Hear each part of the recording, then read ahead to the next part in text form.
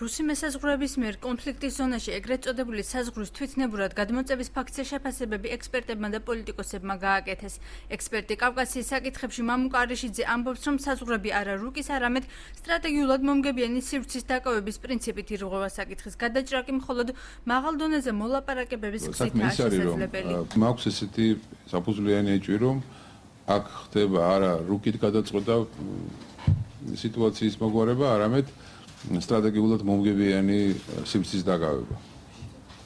სტრატეგიულად მომგებიანი სივრცეს გულისხმობ ისეთ ადგილს, რომელიც ესე ვთქვათ, ექსტრემალურ სიტუაციაში უფრო მოსახერხებელ მდგომარეობას მისცემს, მიანიჭებს იქ განლაგებულ საოკუპაციო ჯარს. ვიდრე არ მოხდება მაღალ დონეზე მოლაპარაკება, მანამდე ეტყობა ეს პროცესი ასეთი აბუჯად აგდება იქაური მოსახლეობის გაგრძელდება. საკრებულოს წევრი ნაციონალური მოძრაობიდან ფიქრობს, რომ პროცესის შეჩერების ერთადერთი გამოსავალი დასავლეთთან მჭიდრო ურთიერთობა, ვინაიდან რუსეთი საქართველოს მეგობარი არასოდეს ყოფილა.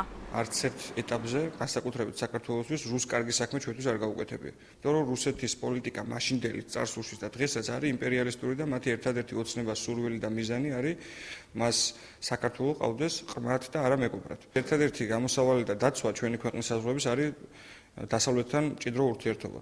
მაშინ როცა ჩვენ ვაკრიტიკებთ დასავლეთს სამწუხაროდ ძალიან მასშტაბურად უკვე და რაღაცა რუსეთში ვცდილობთ რომ ღვინის შეტანით დავალაგოთ ყველაფერი და მხოლოდ ეს არის თურმე ჩვენი ინტერესი.